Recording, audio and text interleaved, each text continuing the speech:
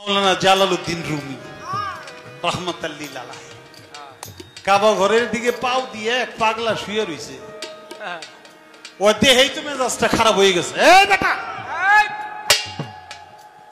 ভাত খাইতে ভাত ফালাস না, বউ বিটি সব চিনস, কোন দিকে পাও দেওয়া যাবার কোন দিকে দেওয়া যাবে এই গানটা তোর নাই?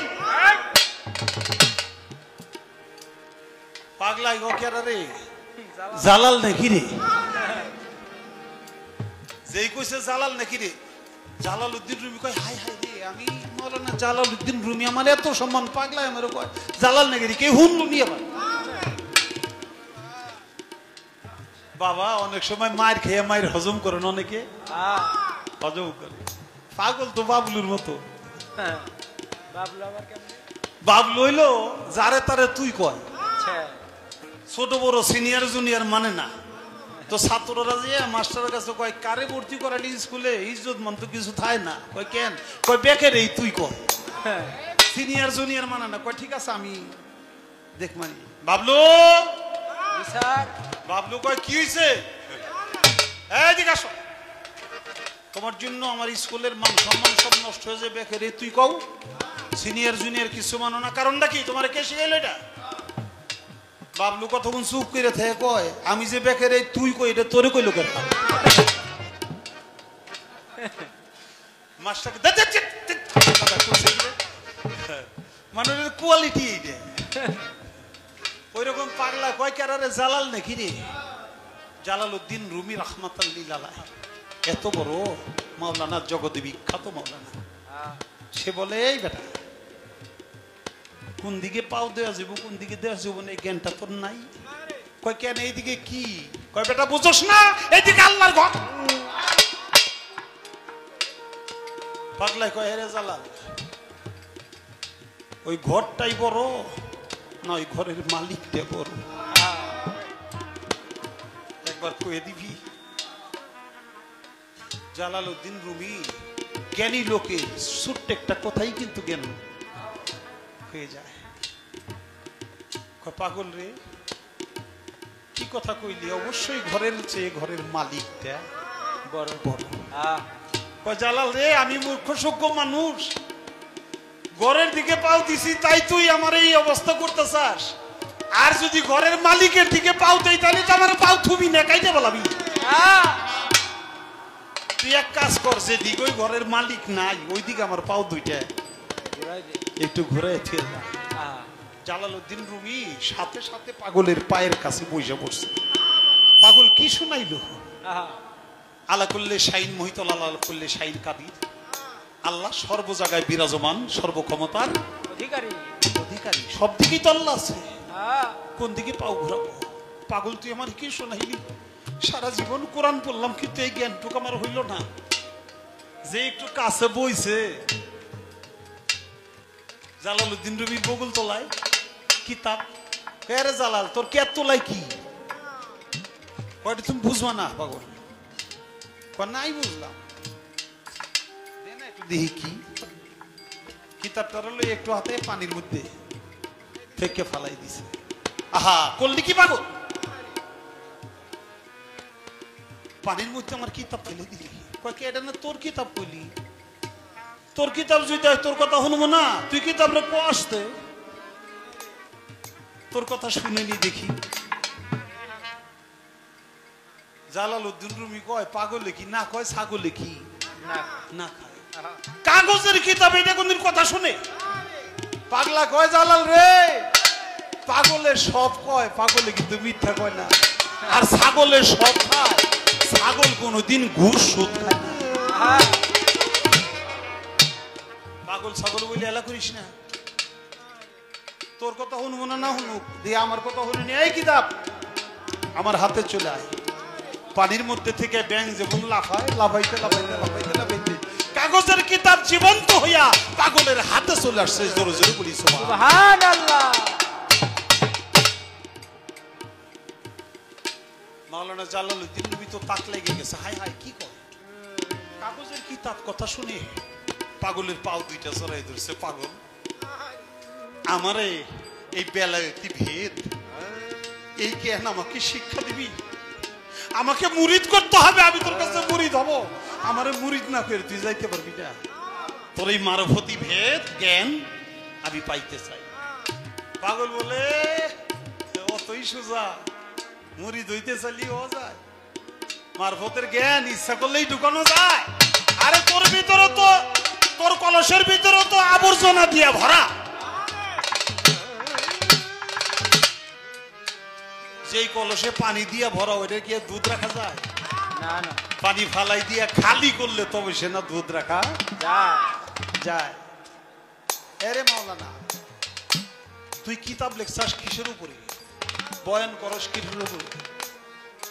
কয় দুনিয়ায় জানি মানুষ নেশা পানি না করে মদের বিরুদ্ধে, আর নারীরা যেন পর্দার বাইরে না যায়, এই পর্দার পক্ষে। আমারে মুরিদ না করে তুমি যাইতে পারবে না। পাগলাই বলে হ্যাঁ মুরিদ করতে পারি, জন্ম বইরে যা করছাস আজকে তার বিরুদ্ধে কাজ করবি। কয় কি কাজ? কয় আমার এক বোতল মদ এনে দিবি, খামু, তারপরে সে না তোর মুরিদ করুম। কয় জন্ম বইরে মদের বিরুদ্ধে ওয়াজ করলাম, বয়ান করলাম। কয় যদি পারস দে, না হইলে তোর রাস্তায় তুই যা, আমার মতো আমারে থাকতে দে। চলে গেছে বাজারে, পাগল আমি আনতেছি। যেই নাকি বাজারে গেছে, মদ পট্টিতে ঢুকছে, কয় হায় হায় রে, জনম বইরে মদের বিরুদ্ধে ওয়াজ করছে, আজকে নিজে হাত আমাকে ধরতে আইছে। যা ফালে খালি দৌড়। মাওলানা ডাক করে, এই দোকানদার ভাই একটু দাঁড়াও, তোমার সাথে কথা আছে। আর দোকানদার কয়, মাওলানা সাহেব আল্লাহর কি রে, আগে বেচতাম, আমি ভালোই গেছিলাম, বেশি নেওয়া। মাওলানা বলে, ভাই রে, আমার এক বোতল মদের খুব প্রয়োজন। আমার বাড়িতে একটা মেহমান আসছে, মেহমানের আপ্যায়ন করতে হবে, আমারই নিরাশ করিস না। দোকানদার থামছে, থামে কয়, আমি তো বেশি না, অন্য জায়গায় থেকে আইনা দিতে পারি। কয় না, টাকা নাও। আইনা দিছে, কাগজ আসকনের তলে বই গেছে, কেউ জানি না দেখে। নেও পাগল, খাও, তাও আমার মুরিদ করো। কয় বেটা এইভাবে মদ খায়? কয় কেমনে খা? কয় মেয়ে লোকে ডাইলে দিলে খাইয়া মজা। কয় মেয়ে লোক আমি কই? কয় তোর কোনো মেয়ে দানি আল্লাহ দিছে? কয় কয়টা? কয় তিনটা। কয় সবচেয়ে বেশি সুন্দর কোনটা? কয় মেজোটা। কয় তোর মেজো মেয়ে ডাইলে দিব, আমি খাবো, তারপরে তোর মুরিদ করবো। বাড়িতে লয়ে গেছে পাগল। পাগল রে বাড়িতে নিয়া, পাগল রে ঘরে বসাইয়া মেজো মেয়ের কাছে গিয়ে বাবা জোর হাত করে দাঁড়াইছে, মারে তোর এই বুড়ো বাপটা আজকে খুব নিরুপায়, তোর কাছে একটা অন্যায় আবদার। আমার এই অন্যায় আবদারটা তুই রাখতে পারবি না মা? মেয়ে বলে, আমার বাবা কোনোদিন অন্যায় আবদার করতে পারে না, আমি জানি তুমি কি করতে হবে, তুমি বলো। মা, এক বোতল মদ আনছি, আমার এই পাগলটা তুই একটু ঢাইলে দিবি, পাগলটা খাবে, না হলে যে আমার মুরিদ করবে না, আমি পাগল হয়ে যাবো। মেয়ে চলে গেছে ঘরে, মেয়ের নিয়ে মাওলানা গেছে, মা তুমি ঢালো। পাগলা কয়, রে মাওলানা তুই এনে চাস, তোর মেয়ে ঢালবো, আমি খামু, তুই এনে কি করব? তাই স্যার যখন তোর একটা ডিউটি দেই, ঘরের দরজাটা চাপাইয়া বাইরে দারোয়ানগিরি কর, দাঁড়িয়ে থাক, কেউ জানি না। মাওলানা বাইরে যে চোখের পানি ছেড়ে কান্দে আর বলে, আল্লাহ রে, নিজের পায়ে বুঝি নিজের মরল মারলাম, আমার মেয়ের জান মালিক ইজ্জত মালিক তোমার হাতে, তুমি রক্ষা করো। মাওলানা কাঁদতেছে। সময় চলে যায় অনেক। এবার মাওলানা বলে, মা রে, তোকে খাওয়া দাওয়া কি শেষ হয় নাই? তোর বুড়ো বাপটারে কি ঘরে নিবি না? মেয়েটা বাহির আসছে, বাহির আইসে চোখের পানি, পানিতে বুক ভেসে যাচ্ছে।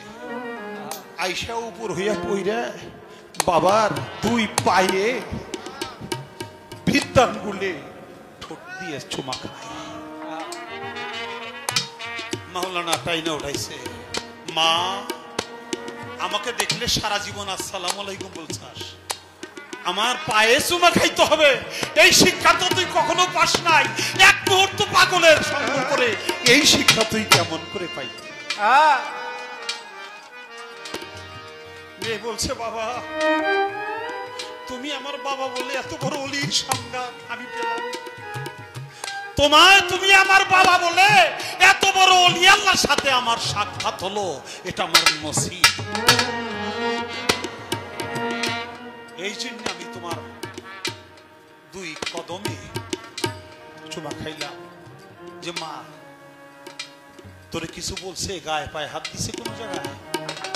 বাবা তুমি তো জানো না, তুমি ঘরের বাহির আসছো, মদের মতো মদ করে রইছে, সেই স্পর্শ করে নাই, আর নেশকুম্ভ টান মেরে দমে সে যে শূন্যে বিরাজ করছে, এক নজর তাকায়াও দেখলো না আমি ধলা না।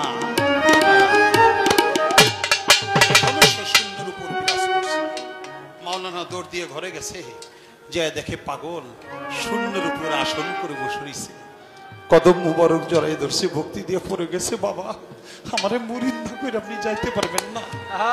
আর পাগলা বলে, আয় মাওলানা এখন আমার বুকে আয়, তোর এই ভিতর থেকে সমস্ত আবর্জনা সমস্ত পর্দা আমি মুছে ফেলে দিছি, এখন তোর ভিতরটা খালি হয়েছে, আমার এই এলমেলা ধ্বনি, আমার এই বেলায়ত, আমার এই মারফত এখন তোর ভিতরে দেওয়া যাবে।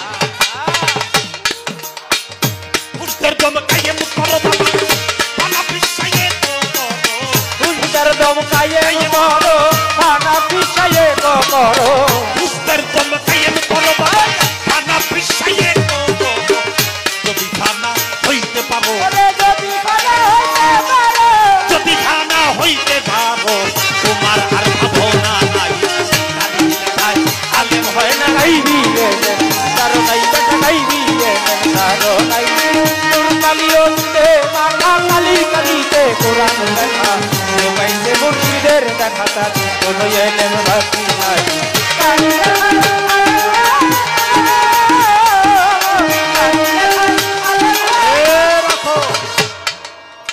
বড়বীর আব্দুল কাদের জিলানির কথা কইতেছি, খারাপ লাগতেছে বাবা?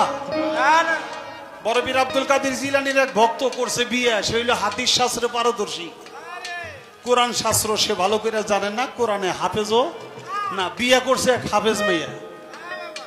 বাসর করে গেছে, স্ত্রী কয়, স্বামী গো আমার একটা প্রশ্ন, প্রশ্নের জবাব দিবা, তারপরে আমার সাথে তুমি বাসর ঘর করবা। করো প্রশ্ন, তুমি আমার জবাব দাও যে হাদিসের উপরে কি কোরআন রাখা যায়? কয় না। কোরআনের উপরে কি হাদিস রাখা যায়? কয় না, তা যায় না। কোরআনের উপরে হাদিস রাখা এটা দুরস্ত না? কোরআনের উপরে কোরআন রাখা যায়? কয় হ্যাঁ, কোরআনের উপরে কোরআন রাখা যায়। কয় স্বামী আমি 30 সিপারা কোরআনে হাফেজ, আমার এই হৃদয়টা, আমার এই অন্তরটা এটা কোরআন হয়ে গেছে, এটা আমার সিনায় জমা, আমার ব্রেনে জমা, আমি কোরআনে হাফেজ। তুমি কি কোরআনে হাফেজ? কয় না, আমি হাদিস শাস্ত্রে পারদর্শী, হাদিস মুখস্থ। কয় তাহলে কোরআনের উপরে তুমি হাদিস রাখবে কেমনি? তুমি হাদিস, আমি কোরআন। স্বামী কয় কথা তো সত্যই। বাসর ঘর ত্যাগ করে চলে গেছে বড়বীর আব্দুল কাদের জিলানির কাছে, চোখের পানি ছেড়ে কাদের বলে, দয়াল এখন বলে দেন আমি করব কি? আমি তো কোরআনে হাফেজ না, আমার স্ত্রী তো আমাকে প্রশ্ন করে ঠেকায় দিছে, আমি কি করব? বড়বীর আব্দুল কাদের জিলানি ভক্তরে টান দিয়া বুকে লইয়া রাব্বি জিদনি ইলমা তিনটা চাপ দিছে, চাপ দিয়া ছাইরা দিছে, সাথে সাথে ভক্ত ছেলে কোরআনে হাফেজ হয়ে গেছে। কয় এখন বাড়িতে যা, যে বল কোরআনের উপরে কোরআন রাখা কোনো অপরাধ না নাই।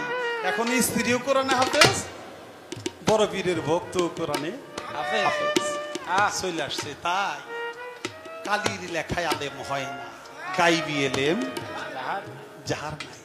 আমাকে প্রশ্ন করছে, বাংলাদেশের গড়ায়ু এত কম, আর পশ্চিমা বিশ্বে গড়ায়ু 90 বছর, তারা এত আয়ু পাইল, আর আমরা খালি কম পড়লাম আয়ুতে। আল্লাহর হাতে হায়াত মৌত। তা আমাগো এলাকায় এত কম কে? আমাগো এলাকায় বায়ু দূষণ এই জন্য কম, আমাদের দেশে খাদ্য ভেজাল এই জন্য কম। বায়ু দূষণ যদি মুক্ত হয়, খাদ্য ভেজাল যদি দূরে যায়, তাহলে আমাদের দেশেও গড়ায়ুটা বাইরে যাবে। আর ওই দেশের খানা খাদ্যে যদি ভেজাল ঢুকে, তাহলে ওই দেশের গড়ায়ু কমবে। আচ্ছা, গড়ায়ু 90 বছর আর গড়ায়ু আমাকে হইল 70 বছর, বর্তমানে 70 নাকি 73 হয়েছে, এই মানে আস্তে আস্তে বাড়তেছে। যাই হোক, 70 যদি হয়, তা এই যে বাচ্চা হইতে যে মরে যায়, ওটা বাচ্চা হইতে যে মরে যায় না, 2 বছরের 5 বছরের বাচ্চা মরে না, তো 70 বছর হইলে ওটা গেল বই। এটা একটা সরকারি হিসাব, কিন্তু হায়াত মৌত রিজিক দৌলত এটা আল্লাহর হাতে। যখন ইচ্ছা তখন দুনিয়ায় পাঠাবে, যখন ইচ্ছা তখন লইয়া যাবে। হ্যাঁ, কর্মের বিষয় আছে এখানে। আয়ুটা বাড়ানো আর কমানোর এখানে পদ্ধতিটা কি? যে কেউ যে কোনো ভাবে কমাইতে পারে। আয়ু কমাইতে কোনো ই লাগে না, শিক্ষাবিদ্যা লাগে না। আয়ু কমাইতে কোনো শিক্ষাবিদ্যা লাগে না। হ্যাঁ, আয়ু যদি বাড়াইতে হয়, তাহলে তার শিক্ষাবিদ্যার বিষয় আছে। এই দম মানুষের, লালন সাইজি বলছে, ধরসর হাওয়ার ঘরে পারতেন, সে কি সামান্য, সে কি সামান্য